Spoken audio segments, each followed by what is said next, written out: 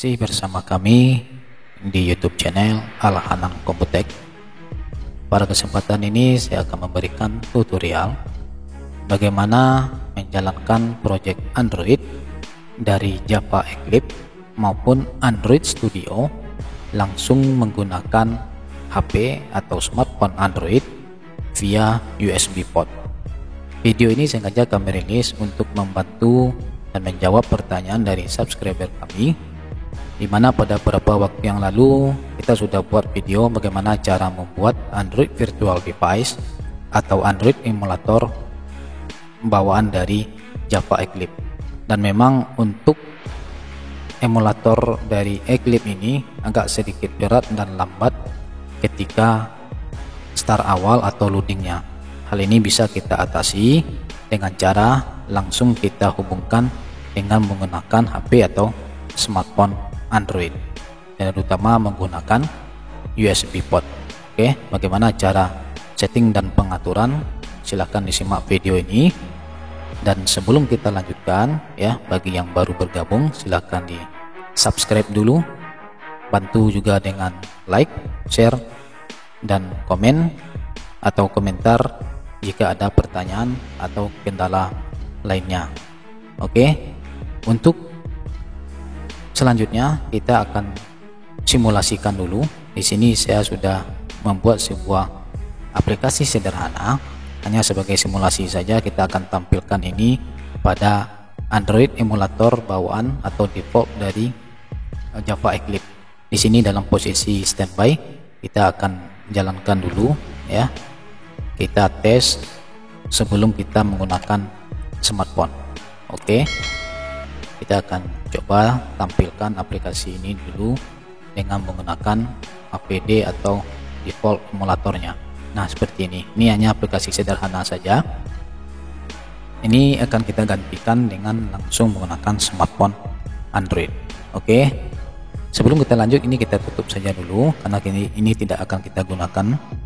Dan sebelum kita lanjutkan, saya mengasumsikan di sini kalian sudah bisa menghubungkan atau mengkoneksikan smartphone-nya ke sistem operasi dari perangkat yang digunakan.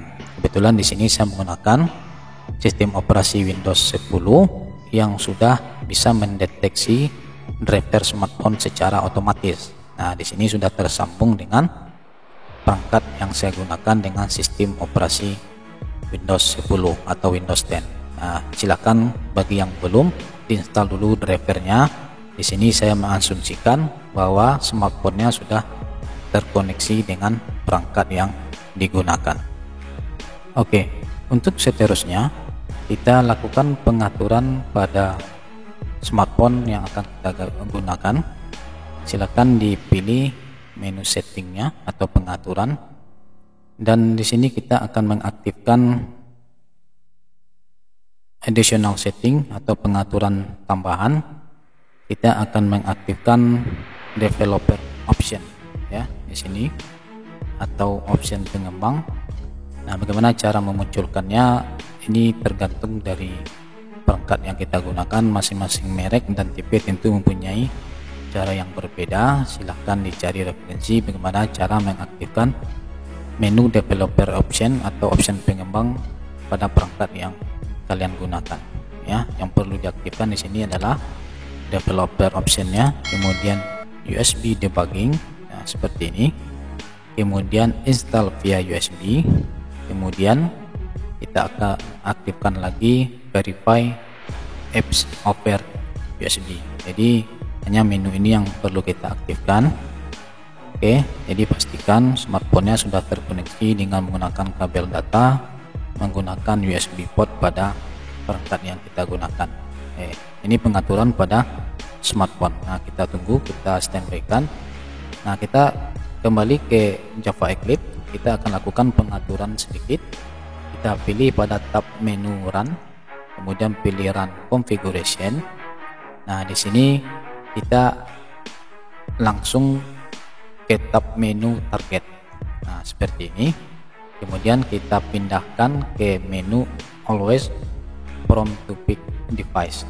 Nah, ini pilihan pertama. Kemudian kita klik tombol apply Nah, kemudian selanjutnya kita klik tombol run. Nah, kita tunggu muncul pilihan seperti ini, Android device chooser. Di sini sudah tersedia atau tersambung perangkat Xiaomi Redmi 3S. Jadi saya menggunakan perangkat ini, jadi sudah otomatis detect di Java Eclipse ini. Jadi pastikan sebelum kita ini tentu driver perangkat yang kita gunakan sudah tersambung dengan baik ke sistem operasi yang digunakan. Oke, kita pilih saja, kita klik, kemudian kita klik tombol OK. Kita lihat di smartphone yang kita gunakan, kita tunggu sampai muncul ya. Di backgroundnya sudah masih launching.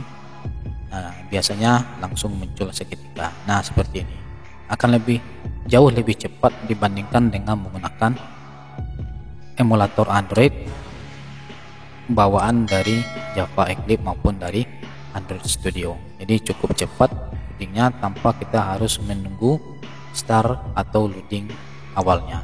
Oke, semoga membantu dan semoga bermanfaat. Terima kasih. Demikian saja, sampai jumpa pada video yang berikutnya.